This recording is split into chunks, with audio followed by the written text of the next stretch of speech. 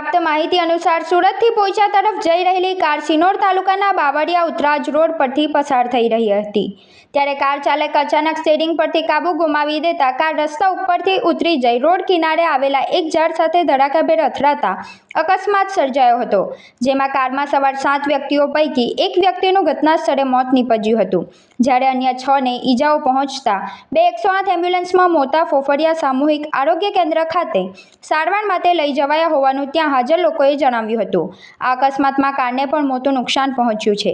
અત્રે ઉલ્લેખનીય છે કે આ અકસ્માતની જાણ થતાં સ્થાનિક ગ્રામજનો ઘટના સ્થળે દોડી આવ્યા હતા। સ્થાનિક ગ્રામજનોએ આક્ષેપ કર્યો હતો કે રોડની સાઈડો પુરાવામાં આવેલ મોટા મેન્ટલ તથા માર્ગ પર પૂરતી સલામતી વ્યવસ્થાના અભાવે વારંવાર અકસ્માતોની ઘટનાઓ સર્જાઈ રહી છે।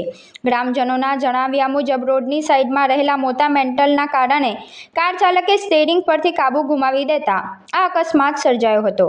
ઘટનાની જાણ થતાં સિનોર પોલીસ પણ ઘટના સ્થળે પહોંચી હતી અને અકસ્માત અંગે વધુ તપાસ હાથ ધરી છે। અકસ્માતને પગલે સમગ્ર વિસ્તારમાં શોકનો માહોલ છવાઈ ગયો હતો।